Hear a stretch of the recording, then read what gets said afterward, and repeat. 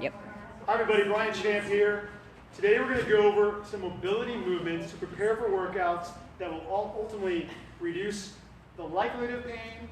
And if you have pain, I would like you to try some of these as well. Of course, listen to your body first and foremost. We're having a meeting today with our staff here at boot camps, and I invited you all to join us. So last Saturday I went to a workshop, a Spartan Workshop, which is designed to get us to do monkey bars and climb over walls easier, climb the ropes a little bit easier, the walls over here, the walls that we have outside as well. And I really thought we'd be just doing these obstacles over and over again with the idea that we've developed some expertise in those. And the course was taught by this guy, Coach Hunter, and I did a few videos on that already. But he has an acrobatics background, a gymnastics background, and a parkour background. And one of the things he said, which just made me rethink things a little bit, was that you can do all those exercises, whether you do parkour or gymnastics, but you don't have the mobility in the joints, you're just not going to last very long. So you can climb the rope all day long, you can learn strategies, but we've got to have strong hands. If you're going to jump off buildings, which I'd have no intention to do, so these guys in parkour, they have to learn how to land, right, and roll and do different things. So the mobility in your feet is absolutely necessary. The wrist and the hands, the shoulders, your spine, your neck, of course. You can't even drive if you don't have neck mobility. So I'm a big fan of massage. I went to massage school. I know the power of massage. I highly recommend, prior to mobility exercises or prior to working out at all, find those areas that are tight with the self-massage. If you have a massage therapist, even better. I have a whole video on that I'll add to the document, which I'll add as well as to the video or the post later. So self-massage, let's get that done. And then I have a document here, starting at the ground and working our way up. Okay? So pretty simple stuff. Anybody can do this. This could be someone's entire workout, but we want to integrate this as part of our workout in the ideal world. Okay? So let's start with the foot and ankles. So let's take your right foot, everybody. So let's start on the heel. And I'm going to try to go through these pretty quickly. So heel, outer foot, little toes, middle toes, big toe, inside of the foot.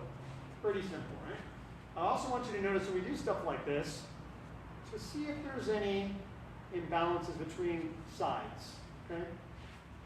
And then again, in the ideal world, we would have rolled out the calves prior. That would make this a lot better. Other direction. Okay. So we're going to go both sides. Maybe 5 to 10 on each side for all these things. But of course, this could be done on the phone. This could be, these mobility movements can be done just about anywhere. Other side.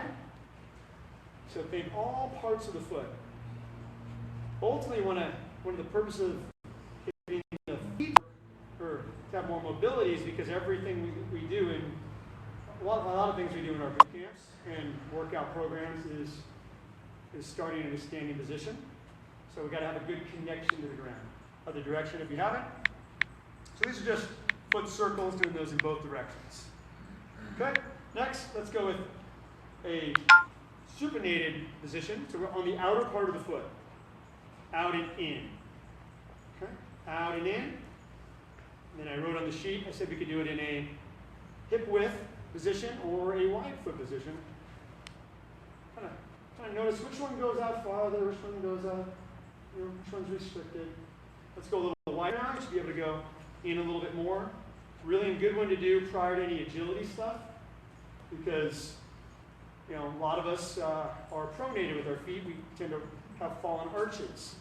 So if I'm doing an agility drill and I misstep, ankle rolls in, especially on us who are pronated like me, the knee will then have a great possibility of injury. Easy to hurt my ankle as well. So again, I'm just kind of preparing for that. Again, I can get faster at this. Again, I wouldn't want to go fast if I'm not used to this, right? Right? So this could sprain somebody's ankle who's not very likely to do this kind of stuff. Okay? So wide and narrow, heel toe raises, up and down. So let's try to get up as high as you can, heels and toes. So really drive your your toes into the ground to get up. Second position, toes out. Good. Third position. Oh, that's not. Is this a ballet thing? Yeah. Third position here. Yes. Toes in. Okay. Let's go bent over now. Stick your butt out. This is our first time going into a hinge position here.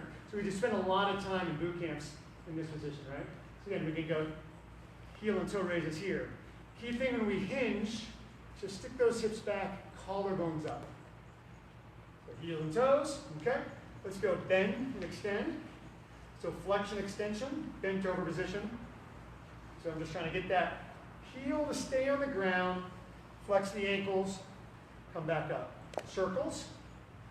So now we're not just getting the feet anymore, right? Feet and ankles, we're getting knees, a little bit of hips. Other direction. Good, good. Okay, 1 foot at a time now. So just kind of get one out of there. Notice the difference here now. Stick your butt out. So stick the hips back 1 foot at a time. Heels on the ground. We're getting the soleus here. Where that Achilles is. Heel on the ground, back foot. See yours up there, Kevin. There you go.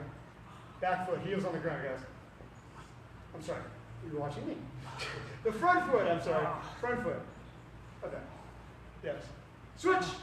So the front foot, yeah, the back's not doing anything, right? It's like a, good. Good. So how far we go forward is a key differentiator between one who gets injured and one who doesn't, by the way. So if that ankle's just going like just a little bit, pretty restricted there, right? So that's our bent over position there. Next, squat rock. Come on down. So some of these are going to be, like I said, for feet ankles.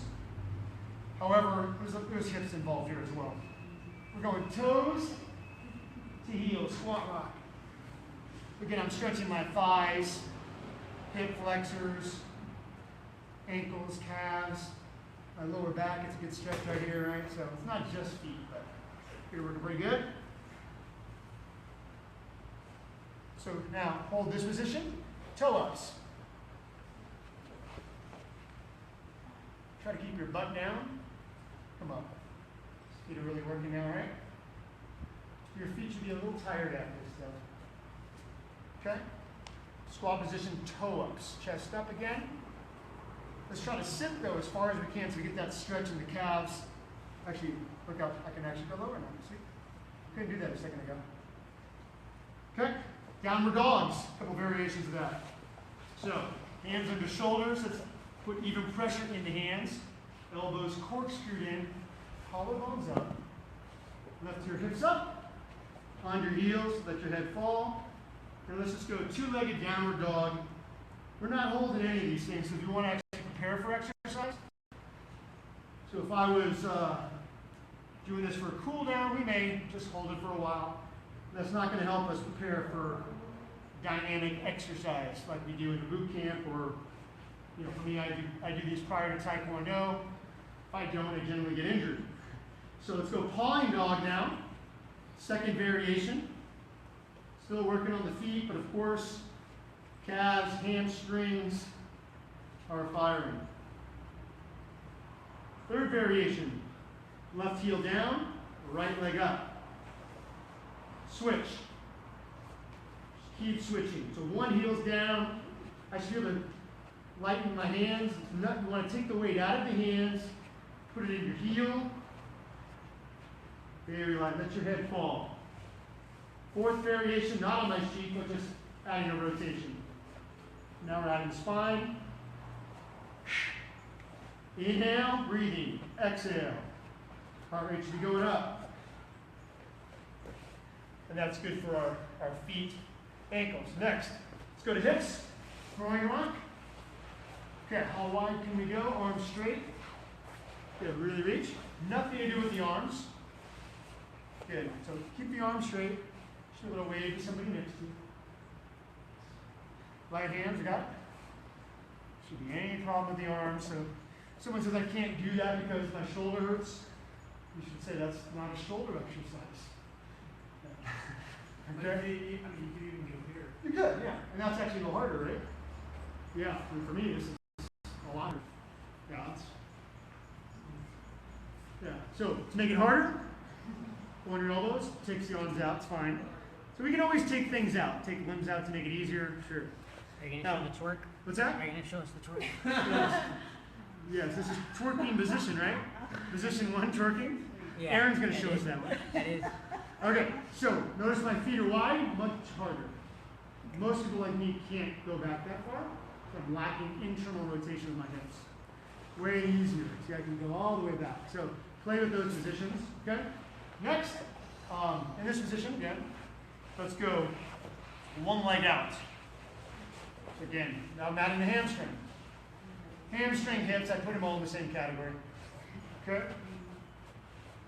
Good. Gently, yes? So some of you are very flexible, some of us are not.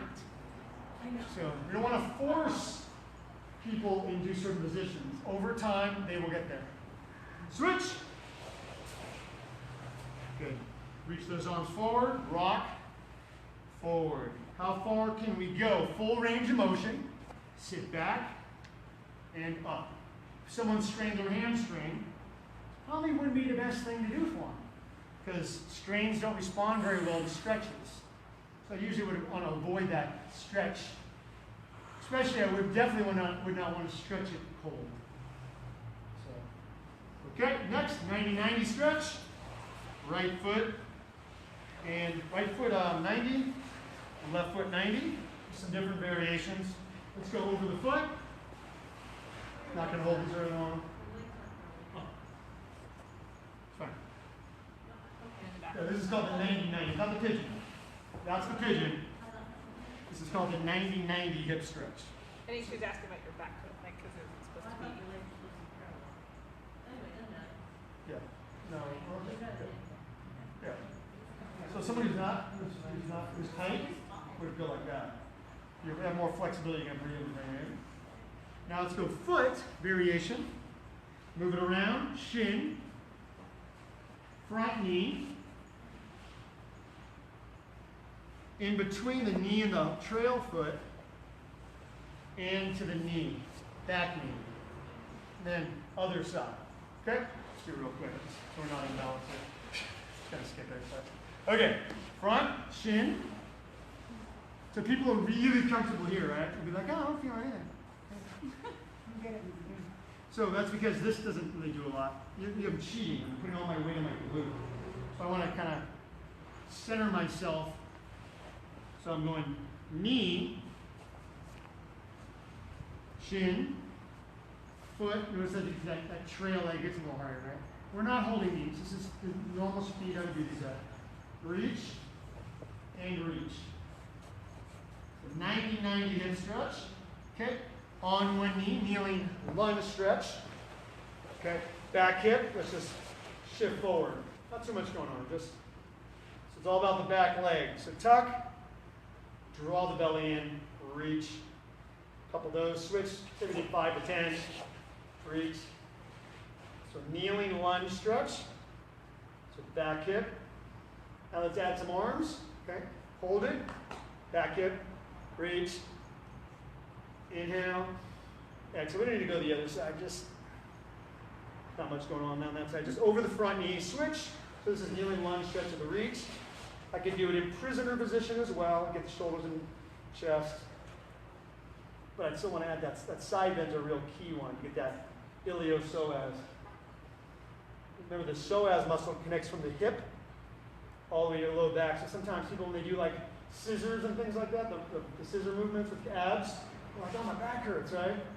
So a lot of times these get locked up. So better to roll first.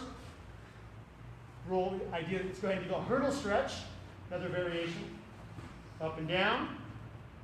So again, do those on both sides, hurdle stretch. And the new one I learned this weekend is a little bit harder. So it's kind of putting it all together now. So we're going to go here. So into a kneeling position, we're going to weight shift forward. Use your hands. Okay? Go here. So I'm weight shifting onto my front. So it's getting the ankle, but it's probably a little more ankles. It's a little duck walk. It's very common in wrestling. Weight shift. adding those hands as tolerated. Then you can start doing some weird things where you reach out, weight shift, weight shift. I can get leg extension here. If you want to stay low. Again, not everybody's going to be able to do this one, right? A little more advanced. Breathing. All right. So when I first did it, I couldn't do this. Now I can. So good. All right. Spinal rotation. Let's go to the spine. So these become a workout too, right? My heart rate's up right now. Okay. Spinal rotation, one knee. Bring one across and switch. Slow, deep breaths. Exhale into down. Inhale. Exhale. So that's bent knee. Let's go straight leg. In some circles, this is known as the Crucifix. I didn't make these names up. Keep going. So the goal of this one is straight legs. So arms should be down to the sides, anchoring. Do the best you can to keep your shoulders on the ground. You're trying to go, there's a lot of variations of this one, wow. Okay, so some of you are going like this. That doesn't do a lot. Okay, foot, another thing to add is foot pointed towards your head. Anchor your hands. Some of you will get a shoulder stretch out of this as well. Okay, next, double knee to chest. Again, we're going to this is spine, but I'm adding leg extension, hamstrings, toes to nose at the top, and I could do a bunch of different ankle things here, like windshield wipers and things like that as well.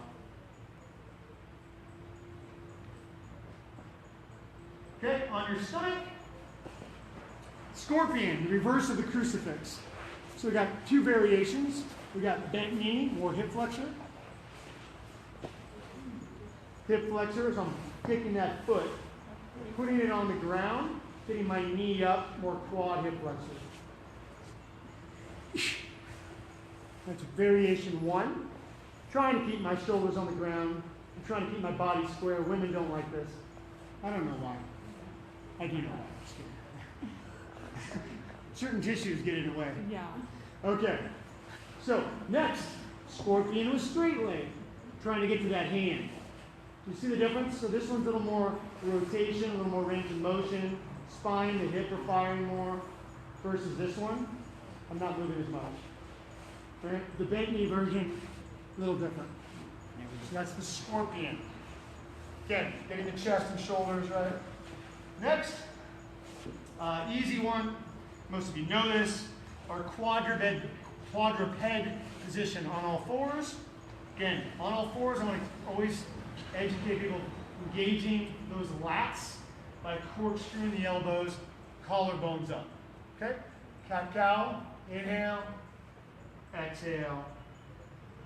Okay? Most people know that. Pretty basic. Now, one-arm rotation. One of my favorite ones because it adds an opening of the chest, shoulders, and the neck. And rotate. We don't rotate very well.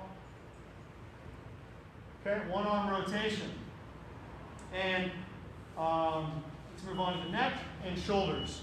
Let's go kneeling now. A couple more minutes. So stretch.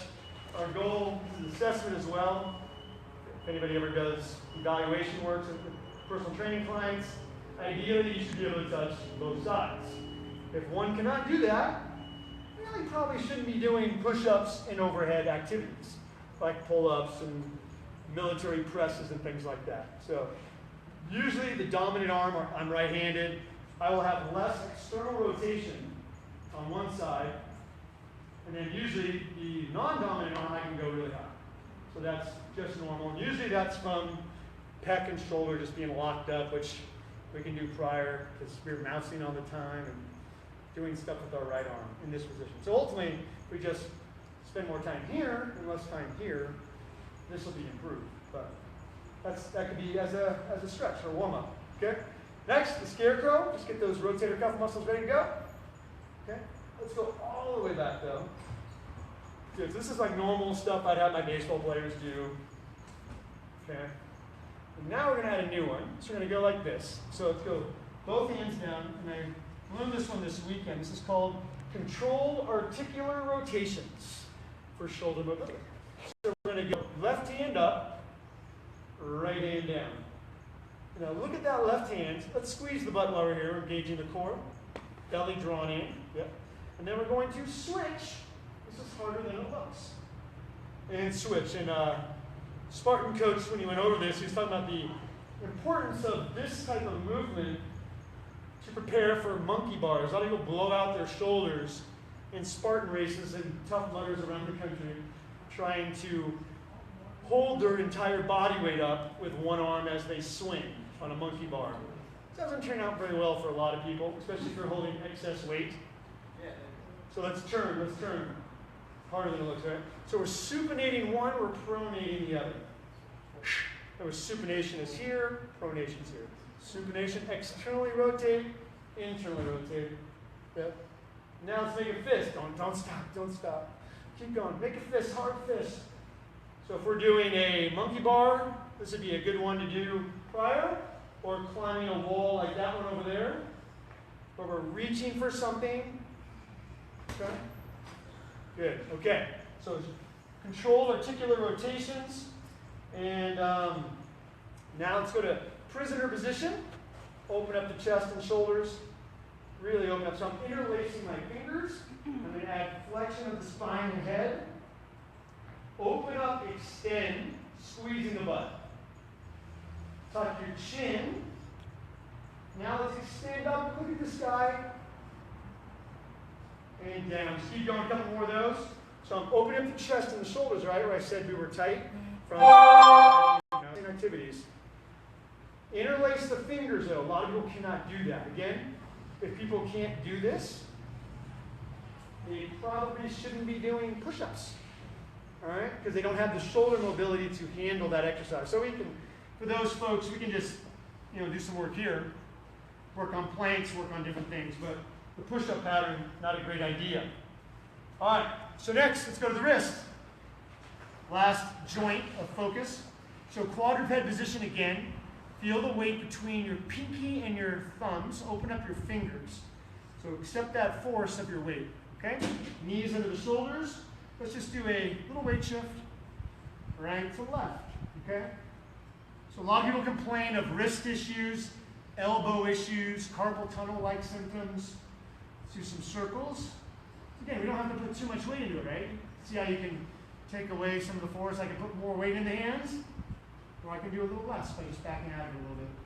Other directions, you do figure 8. Let's go a little bit harder now. Fingers toward your knees, second position.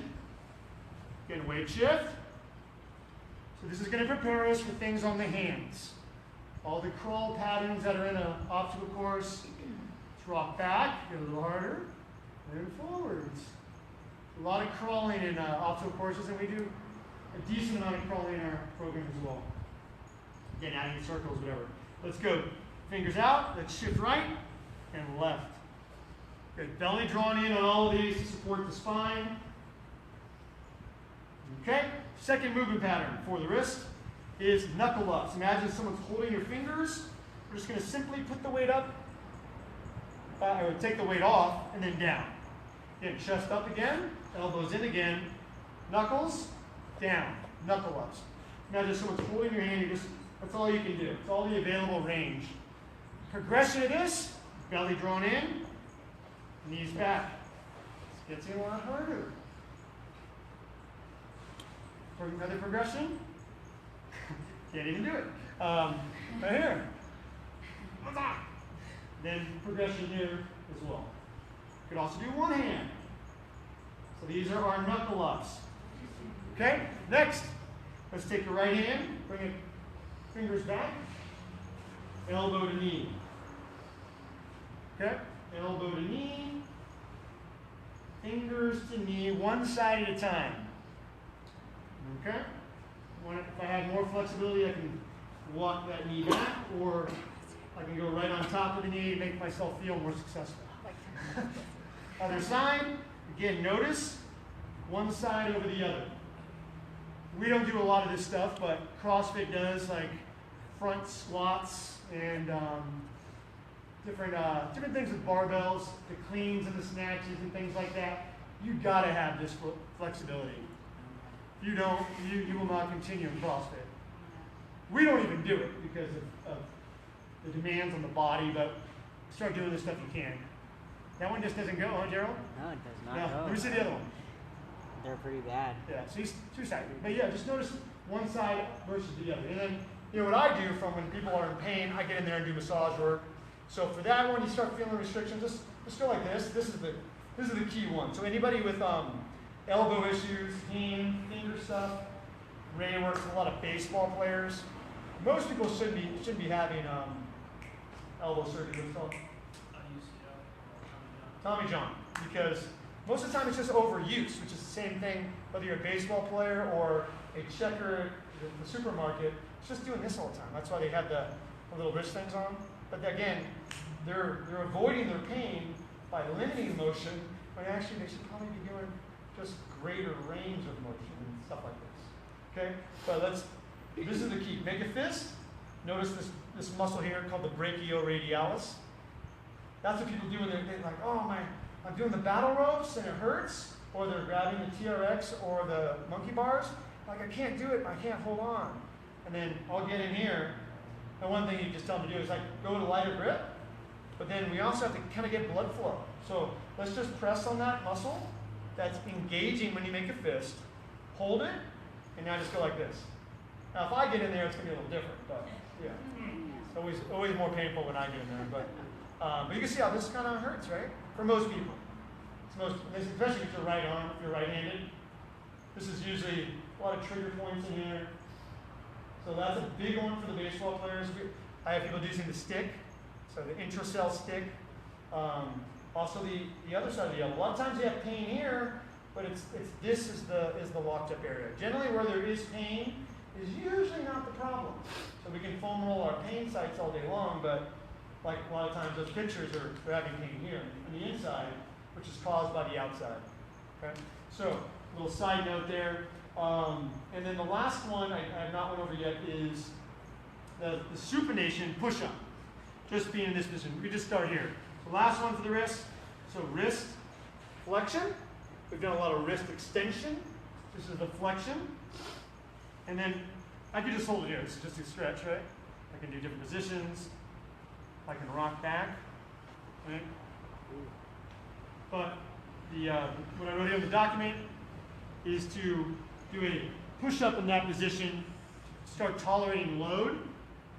That's a big issue with people. They can't tolerate body weight exercises. Okay, again, progression is what? Knees back. The guy that was teaching the course over the weekend, he was doing a push-up with a jump and landing on his wrist. I'm not going to show you that. But point is, he's super resilient. The guy who can bounce off walls, and these guys are nuts. So that is the mobility stuff. Any questions on that? Okay, you see how you can modify it though for different people? Of course, I can put less weight on. I can put more weight on. Less weight by just backing away from it. Okay. Eventually, I guarantee we'll have greater range of motion. You should feel a lot better now as well with your various activities. And I want to just go over some key developmental animal movements. That is kind of the second layer of this as well. Okay? So, number one, let's all go into all fours again, quadruped position. So basic foundation is on all fours. Chest up. So it's called a baby crawl. We're just going to go opposite arm, opposite leg. Pretty simple. This is a regression. Okay? When I took a course from Paul Chek many years ago, let's go backwards now. It's called Developmental Motor Programs. He says that many of us are switched, especially when we get an injury, and you have someone do this, and they start going like this. And there's something going on, right? So the idea is that if we're not moving the way we were supposed to, it's hard to heal. So that's a test. Another test, if someone's marching, so you'll see me once in a while, I'll say, just go ahead and march for me. Sometimes see people do this. So I'm like, okay, I already know that they're probably not breathing right. They're probably inverted breathing from their chest. So I can go there right away. Even if they did that baby crawl, I would want to spend more time on that. But ideally, it should be here. If I'm doing a skip, again, you see people in our classes. Yeah, they just, so you already know, okay, back it up. Don't worry about the run. Don't worry about the skip. Just march. And then ideally, it's right? So everything should be opposite arm, opposite leg, which is why we do a lot of opposite arm, opposite leg patterns. So the second, so we're going to go now into the bear crawl. We're assuming people are good with that pattern. We're going to bring the right hand, and the right foot to right hand. We're going to switch. So bear crawl, great hamstring stretch, and a good neurological pattern, opposite arm, opposite leg. So I want to get my foot all the way to my hand. So foot to hand, and that's going to help the hamstrings. Bear crawl. Number 2, the crab reach. Right here, foot, feet on the ground. So another one here, opposite hand over shoulder. Now we can tolerate these types of movements on our hands because we've already warmed up. Inhale, exhale, hips up. Notice my feet are on the ground. Some of you are here. You're not going to have the force that you can produce and the stability. So really feel the ground. Connect. Reach, big stretch, a lot going on here. Inhale down, exhale up. So that is it. Another good pattern. Lateral 8. Finishing up here, this is number 4 on my list. Sitting into that squat position. Again, we've already warmed up our ankles, knees, and hips in this position. Let's take your left hand, your trail hand, pinky, fingers, thumb, reach, sit. Okay? I'm going to have you try it both ways. I taught you another way before, but this is huge. Usually different. Pinky, like if we were walking with our foot on the ground, we would land on our little toe. We'd go through our middle toes, and we'd toe off as we were walking. Okay, we're just going right to left. Okay.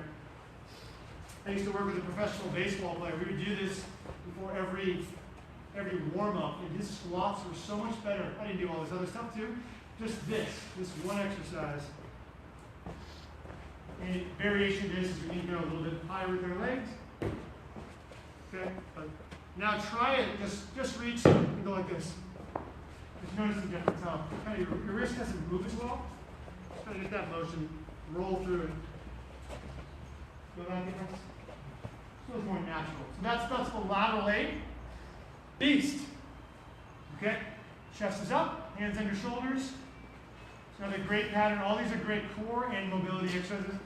Beast is knees 1 inch off the ground, chest up, right arm, left leg, left arm, right leg. This is the forward beast.